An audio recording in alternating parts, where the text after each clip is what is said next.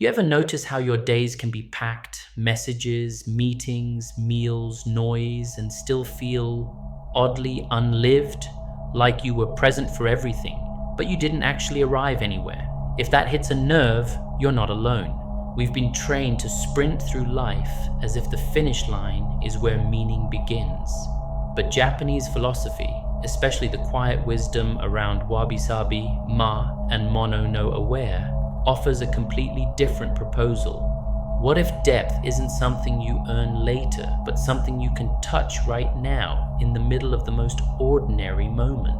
In this video, I'm going to show you 3 simple ways that slow the mind without forcing it, soften the heart without making it naive, and help you feel your life again without needing to change your entire lifestyle or escape to a monastery. And if you want more content like this, deep, practical, and quietly transformative, please like this video and subscribe. It tells the algorithm you actually want wisdom that makes you calmer and more alive. Wabi-sabi, ma, and mono no aware are like 3 ways Japan learned to touch reality without trying to overpower it. Wabi-sabi is the quiet love of what's imperfect, weathered, modest, and real. Beauty that includes cracks, age, and simplicity instead of hiding them. Ma is the meaningful space, the pause between words, the silence in a room, the interval that makes a gesture feel like a gesture rather than a twitch, life's depth arriving through what you don't feel. And mono no aware is the tender ache of things passing, not melodrama, just a softened heart that can feel a cherry blossom's beauty more sharply because it will fall.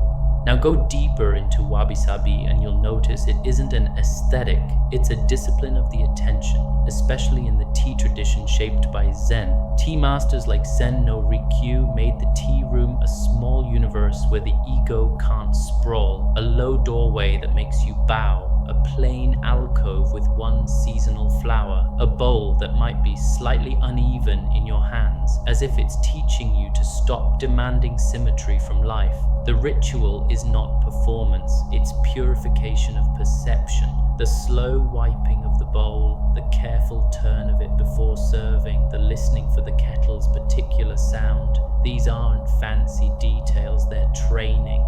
Be here, be simple, don't rush past the moment. There's a story often told about Rikyu, where a student proudly cleans a garden until it's spotless, and Rikyu quietly shakes a branch so a few leaves scatter, because a world without natural irregularity is not clean, it's sterile. That's wabi-sabi as a way of living. You don't chase flawlessness, you cultivate aliveness. You choose objects that can carry time, wood that shows grain, ceramics that hold a thumbprint, even repairs like kintsugi that don't hide the break but honor it. Because the point is not to pretend nothing has happened. The point is to keep serving tea anyway with a heart that doesn't flinch from the fact that everything you love will age, change, and still be worthy of care. Wabi-sabi softens your grip on how things should look. And when that grip loosens, you start noticing something you were too tense to notice before. The spaces, the quiet between moments, the slight pause before you speak, the empty corner of a room that makes the room feel like it has breath. This is where Ma begins, not as a concept, but as an experience. It's the feeling of life becoming 3-dimensional again, because you're no longer sprinting from one thing to the next, like the present moment is just a hallway. Ma is the meaningful interval, the not doing that isn't laziness, but clarity. In the tea room, it's the tiny silence before the bowl is received, the unhurried turn of the cup, the way nothing is rushed even though nothing important is happening. That pause is not decoration, it's the whole teaching. Without Ma, tea becomes just a drink. With Ma, tea becomes a moment you can actually live inside. Modern life tries to erase these gaps. Scroll while you walk, talk while you eat, Think while you listen, so everything becomes flat. Ma restores depth by giving your mind somewhere to settle. Ma is the meaningful interval, the not doing that isn't laziness, but clarity. In the tea room, it's the tiny silence before the bowl is received, the unhurried turn of the cup, the way nothing is rushed even though nothing important is happening. That pause is not decoration, it's the whole teaching. Without Ma, tea becomes just a drink. With Ma, tea becomes a moment you can actually live inside. Modern life tries to erase these gaps. Scroll while you walk, talk while you eat, think while you listen, so everything becomes flat. Ma restores depth by giving your mind somewhere to settle. Another ancient parable makes the same point without words. The Buddha holds up a flower. The assembly waits for an explanation, a teaching, a point. Nothing comes. Then Mahakashyapa smiles, and that smile becomes the transmission. Whether you take the story as history or a Zen-style myth, its message is clean. The deepest things are often ruined by too many words. Ma is that silent space where meaning arises on its own, where you stop hunting for wisdom and start receiving what's already here. Zen brings Ma down from temples into the sink. A monk asks a teacher for instruction. The teacher asks, "Have you eaten?" The monk says yes. The teacher replies, "Then wash your bowl." The depth is almost annoying in its simplicity. Don't turn your life into a blur of half-finished moments. Eat while eating, wash while washing.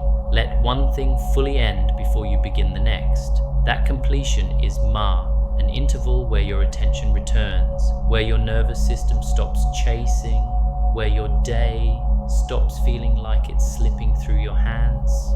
If you want to live a slower, deeper life in this spirit, you don't start by rearranging your entire schedule. You start by protecting small pockets of May the way you'd protect a candle from wind. Pause for one breath before unlocking your phone. Stand at a doorway for a second before entering the next room, as if you're crossing into a new life, because you are. Leave one silence unfilled in a conversation, not as awkwardness, but as respect. This is what Japanese depth often looks like in practice. Not a dramatic retreat from the world, but a gentle refusal to crush the day flat.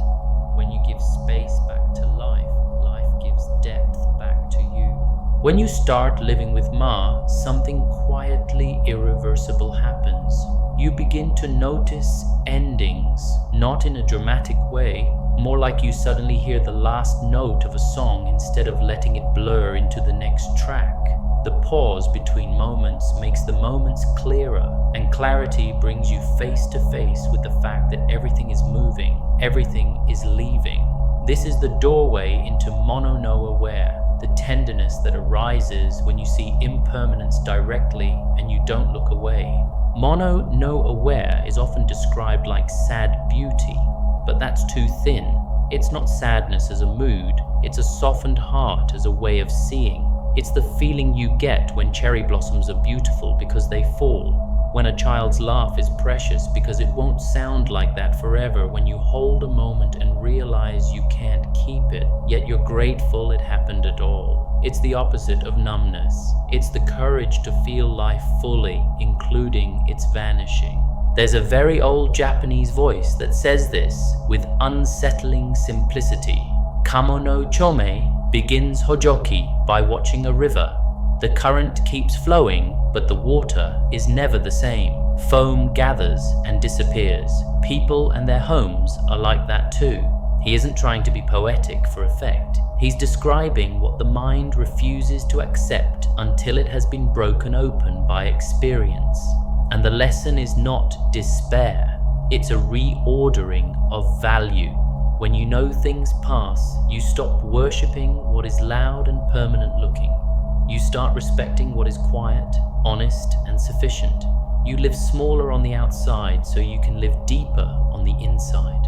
Then there's the tale of the Haiki, which opens with the sound of temple bells and the reminder that the flourishing do not stay flourishing, Again, it's not meant to darken your life, it's meant to wake you up inside it.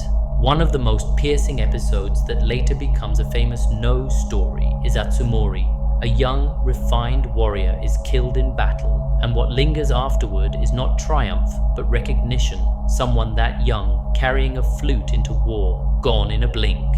The older warrior who kills him is shaken into a different kind of life, because mono no aware doesn't only make you sentimental, it makes you moral. When you truly feel impermanence, cruelty starts to look ridiculous.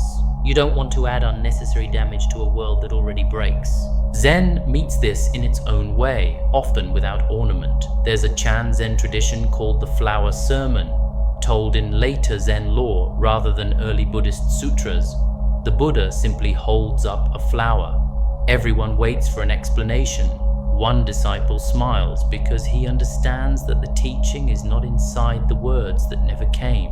Whether you treat it as history or as story, it points at the same core. Reality is already speaking, and it's speaking in the language of change. Petals open, petals fall. If you're always demanding a speech, you miss the message. Mono no aware is learning to listen to the falling without turning away. And here's where it becomes a way of living, not just a beautiful idea. Mono no aware asks you to stop treating endings as interruptions and start treating them as part of love. You finish your tea like it matters, because it won't be this tea again. You say goodbye with your whole face, not half your attention. You don't rush past grief as if it's a mistake. You let it be the proof that your heart actually showed up. This is the deep, slow life hidden in plain sight. Not clinging, not numbness, but a steady willingness to meet what comes and what goes. When you live like that, time doesn't feel like a thief anymore. It feels like a teacher, stern, tender, and impossibly honest. So, if you put it all together, the deep and slow life isn't a lifestyle upgrade, it's a way of meeting reality without flinching. Wabi-sabi teaches you to stop demanding perfection before you allow love. You can hold the chipped bowl, the imperfect day, the unpolished version of yourself, and still say, this is worthy of care. Ma teaches you to stop filling every gap. You let silence return. You let moments end cleanly. You do one thing at a time until the world regains its depth. And mono no aware is the final tenderness.